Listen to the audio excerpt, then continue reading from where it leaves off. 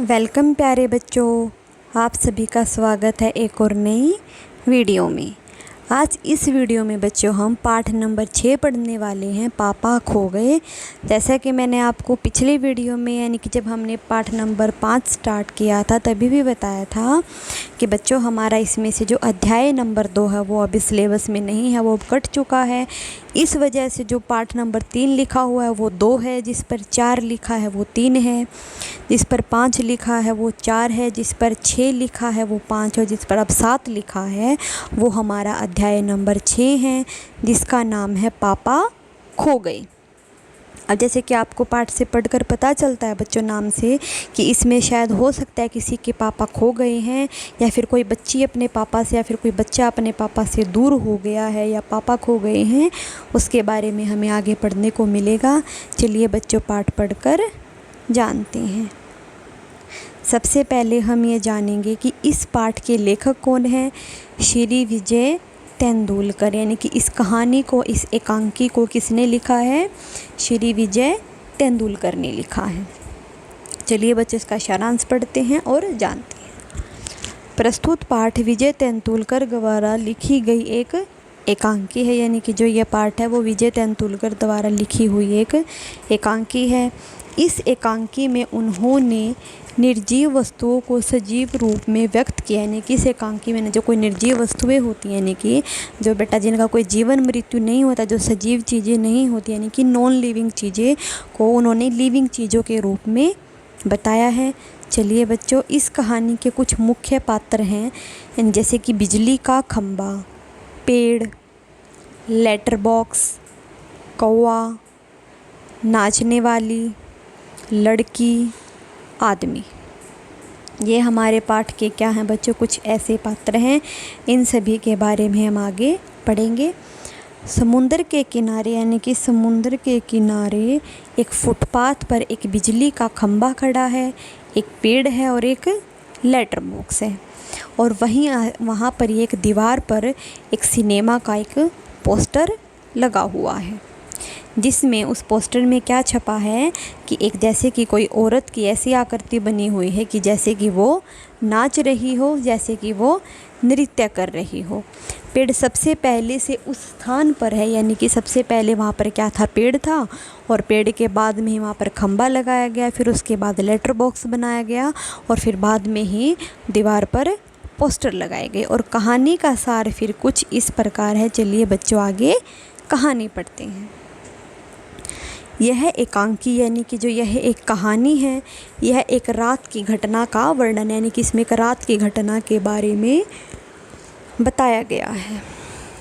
रात में हवा है जो तेज़ चल रही थी, यानी कि हवा ज़ोर से तेज़ चल रही थी, जिससे पोस्टर पर बनी महिला का संतुलन नहीं बचा, यहाँ पे संतुलन आएगा, यानी कि जो पोस्टर पर एक नाचने वाली महिला का चित्र छपा हुआ था, यानी कि वो थोड़ा सा चित्र संतुलन बिगड़ गया है और उस औरत के घुंघरू बजने लगते हैं, यानी कि जो उसने पैरों में पायल वगैरह पहन रखी होती है ना, उसके घुंघरू बजने लगते हैं।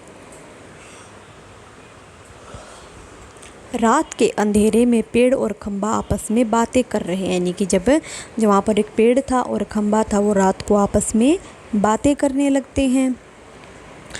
लेटर बॉक्स समय बिताने पर अपने पेट में चिट्ठियों को पढ़ने लगता है, यानी कि जो लेटर बॉक्स है वो अपना समय बिताने के लिए, टाइम पास करने के लिए जो उसके, यानी कि उसके बॉक्स में जो चिट्ठियाँ पड़ी थी उन सभी को पढ़ने लगता है।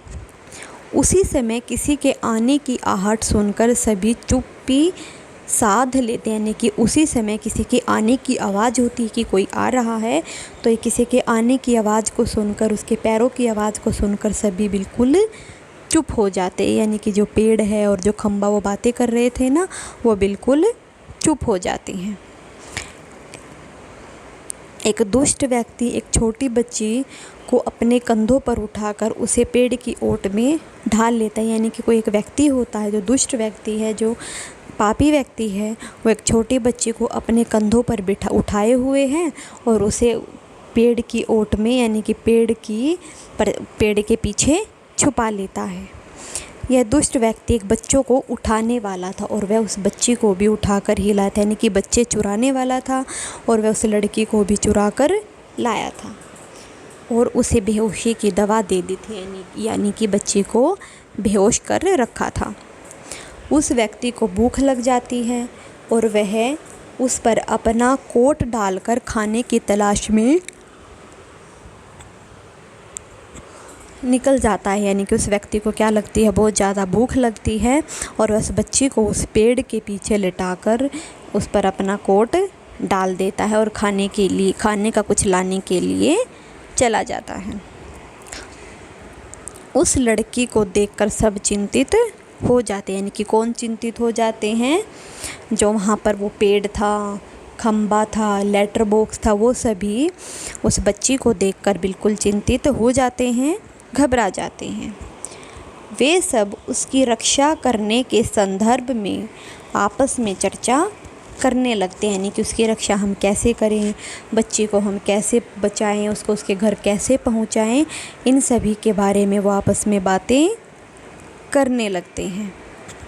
उनकी बातचीत को सुनकर लड़की जाग जाती है और आश्चर्यचकित हो जाती है कि ये आवाज़ें कहाँ से आ रही है, यानी कि जैसे उनकी बातें सुनती है, उनकी आवाज़ के कारण वो लड़की है वो उठ जाती है, जाग जाती है और वह देखकर हैरान हो जाती है, डर जाती है कि ये आवाज़ें कहाँ से आ रही हैं। तब लेटर बॉक्स उसे बताता है, यानी कि जो लेटर बॉक्स है वहाँ पर वो उसे बताता है कि निर्जीव भले ही हैं हम, निर्जीव होने के कारण भी हम बात कर सकते हैं। लड़की यह जानकर खुश हो जाती है, यानी कि लड़की यह सारी बातें जानकर खुश हो जाती हैं। सभी उससे उसके घर का पता पूछना चाहते हैं, कि सभी उसके घर का पता पूछते हैं, लेकिन लड़की कुछ अपने घर का पता ठीक से नहीं बता पाती क्योंकि वह बच्ची बहुत छोटी होती है। थोड़ी ही देर में जो बच्चे चुराने वाला था, जो दुष्ट आदमी था, वो वहाँ पर आ जाता है और उसके आने पर सभी चुप हो जाते हैं और बच्ची भी छिप जाती है। वह दुष्ट आदमी बच्ची को न पाकर क्रोधित हो जाता है और बच्ची को खोजने लगता है। और जो वह दुष्ट आदमी है, यानी कि जो बच्चे चुराने वाला है, जो बच्ची को चुरा कर लाया था, वो बच्ची को वहाँ न देखकर गुस्सा हो जाता है, उसे बहुत गुस्सा आता है और वह बच्ची को ढूंढने लगता है। सभी बच्ची को छिपाने का प्रयास करते हैं, यानी कि वहाँ पर जो पेड़, खम्बा, लेटर बॉक्स है, वो सभी बच्ची को छिपाने की कोशिश करते हैं कि इसको बच्ची दिख न जाए। इतने में कौवा है जो वहाँ पर भूत भूत चिल्लाता है और इससे जो आदमी है वो डर कर भाग जाता है। और जो लड़की उस औरत के पोस्टर के पीछे छिपी थी वो भी वहाँ से बाहर निकल जाती है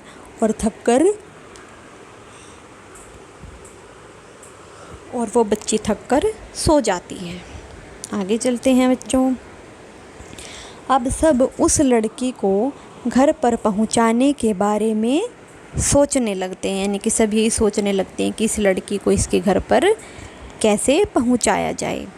अचानक कौवे को एक तरकीब सूझती है, यानी कि कौवे के मन में एक आइडिया आता है कि लड़की को हम उसके घर कैसे पहुंचाएंगे। पेड़ सुबह तक लड़की के ऊपर अपनी छाया रखे, यानी कि उसने कहा जो ये पेड़ है वह सुबह तक लड़की के ऊपर अपनी छाया रखेगा, धूप नहीं आने देगा, जिससे वह बच्ची देर तक सो सकेगी। और खम्बे से कहता है कि यानी कि वो पेड़ से टिककर खड़ा रहे ताकि लोगों को लगे यहाँ पर कोई अपघात हो गया, यानी कि जैसे खम्बा बिल्कुल सीधा खड़ा होता है ना, लेकिन वो कहता है कि खम्बा थोड़ा सा टेढ़ा होकर पेड़ के सहारे लग जाए, पेड़ से टिककर खड़ा हो जाए, ताकि यहाँ फिर लोगों को सुबह होने पर जब लोग इसे देखेंगे उनको लगेगा कि यहाँ पर कोई दुर्घटना हुई है और फिर लोग पुलिस को बुलाएंगे और फिर पुलिस है जो उस लड़की को देखेगी और वो उसके घर का पता मालूम करके, यानी कि उसके घर का पता करके उसे उसके घर पर पहुँचा देंगे। और फिर जो लेटर बॉक्स है वो सोचता है कि इतना सब कुछ हमने कर भी दिया तो उसके बाद भी कुछ नहीं हुआ, तो तब कौवा उससे कहता है कि तुम तो पढ़े लिखे हो, यानी कि लेटर बॉक्स में चिट्ठियाँ तो पढ़े लिखे लोगों की होती है ना, कि तुम तो पढ़े लिखे हो, तुम्हें ही कुछ करना होगा। सुबह होते ही सब देखते हैं, यानी कि जैसे ही सुबह होती है सब देखते हैं पेड़ झुककर लड़की पर छाया किए हुए है। लड़की बिल्कुल गहरी नींद में सो रही है और जो खंबा है वो थोड़ा सा टेढ़ा है। कौवा काव काव कर सबका ध्यान पोस्टर पर सबका ध्यान उस तरफ खींच रहा है, यानी कि आकर्षित कर रहा है। और पोस्टर पर बड़े बड़े अक्षरों में लिखा हुआ है पापा खो गए। और लेटर बॉक्स सबसे कह रहा है कि यदि किसी ने इस प्यारी बच्ची के पापा को देखा है तो वो उसे यहाँ ले आए। ठीक है बच्चों, ये था हमारा पाठ।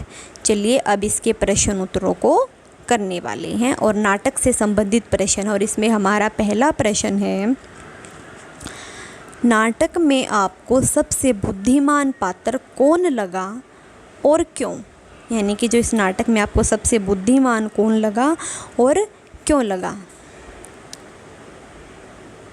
नाटक में सबसे बुद्धिमान पात्र है वो कौवा लगा, क्योंकि उसने ही लड़की के पापा को खोजने का उपाय बताया था और उसी की योजना के कारण लेटर बॉक्स संदेश लिख पाता है।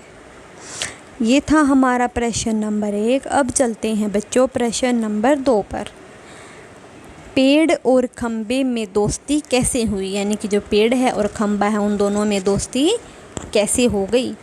एक बार जोरों की आंधी आने के कारण खंबा पेड़ के ऊपर गिर जाता है। यानी कि एक बार इतने ज़ोर की आंधी आती है कि जो खंबा है वो पेड़ के ऊपर गिर जाता है। उस समय पेड़ उसे संभाल लेता है, यानी कि नीचे गिरने नहीं देता। और इस प्रयास में यानी कि जो पेड़ है वो खंबे को संभालने के प्रयास में जख्मी भी हो जाता है। इस घटना से खंबे में जो गुरूर होता है वह ख़त्म हो जाता है, यानी कि जो उसमें घमंड होता है कि मैं पेड़ से लंबा हूँ, ये हूँ, तो उसमें जो भी गुरूर होता है, जो भी घमंड होता है वो समाप्त हो जाता है और उन दोनों में यानी कि पेड़ और खंबे में दोस्ती हो जाती है। ये था हमारा प्रश्न नंबर 2। अब चलते हैं बच्चों प्रश्न नंबर 3 पर। लेटर बॉक्स को सभी लाल ताऊ कहकर क्यों पुकारते थे? क्या कहते थे लेटर बॉक्स को सभी? लाल ताऊ। लेटर ऊपर से नीचे पूरा लाल रंग में रंगा था, यानी कि लेटर है जो वो लेटर बॉक्स है वो बिल्कुल लाल रंग का था। साथ ही वह बड़ों की तरह बातें भी करता था, यानी कि जो बड़े बूढ़े लोग होते हैं बूढ़े लोगों की तरह बातें भी करता था, तो सभी उसे लाल ताऊ कहकर पुकारते थे। लाल ताऊ किस प्रकार बाकी पात्रों से भिन्न है? यानी कि जो ये लाल ताऊ है वो सभी और पात्रों से कैसे अलग है?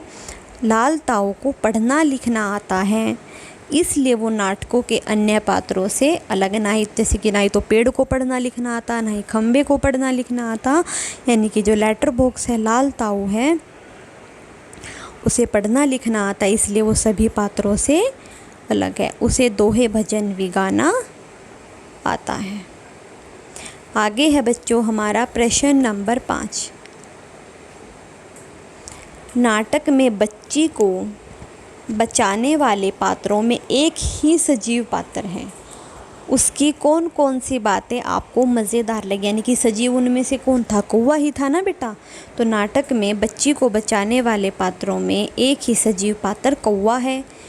उसकी कुछ मज़ेदार बातें हैं। ताऊ, एक जगह बैठकर यह कैसे जान सकोगे कि उसके लिए तो मेरी हर तरह रोज़ चारों दिशाओं में गश्त लगानी पड़ेगी, यह तब जान पाओगे यह सब। यानी कि उसने कहा है कि तुम एक जगह पर बैठे रहते हो तो ये सारी बातें तुम कैसे जान पाओगे? उसके लिए तो मेरी तरह, जैसे कि कौवा है चारों दिशाओं में इधर से उधर घूमता रहता है, तो यानी कि मेरी तरह चारों दिशाओं में घूमना पड़ेगा, तभी तब सब कुछ जान पाओगे। वह दुष्ट कौन है? पहले उसे नज़र तो आने दीजिए। यानी कि जो बच्चे चुराने वाला है वो दुष्ट कौन है, पहले उसे नज़र आने दो। सुबह जब हो जाए तो पेड़ राजा आप अपनी घनी छाया इस पर किए रहना, ताकि वह बच्ची आराम से देर तक सो सके। ये था हमारा प्रश्न नंबर 5। अब है बच्चों प्रश्न नंबर 6। क्या वजह थी कि सभी पात्र मिलकर भी लड़की को उसके घर नहीं पहुंचा पा रहे थे? यानी कि ऐसा क्या कारण था जो इतने सभी पात्र भी मिलकर उसके घर बच्ची को नहीं पहुंचा पा रहे थे। सभी पात्र मिलकर भी लड़की को उसके घर नहीं पहुंचा पा रहे थे, यानी कि जो और क्योंकि लड़की बहुत छोटी थी और उसे अपने घर का पता नहीं था। यहाँ तक कि उसे अपने पापा का नाम भी मालूम नहीं था, उसे अपने पापा का नाम भी नहीं पता था, जिस कारण उसे पहुंचाना बहुत कठिन हो गया था। ये था हमारा प्रश्न नंबर 6। और आज की वीडियो के लिए बच्चों इतना ही। इस वीडियो में हम इतना ही करेंगे। आगे है जो हमारे भाषा की बात के प्रश्न, कविता से आगे के प्रश्न, कहानी से आगे के प्रश्न, वो सब हम अगली वीडियो में करने वाले हैं। इस वीडियो के लिए इतना ही। धन्यवाद। आपका दिन मंगलमय हो। अगली वीडियो में मिलते हैं।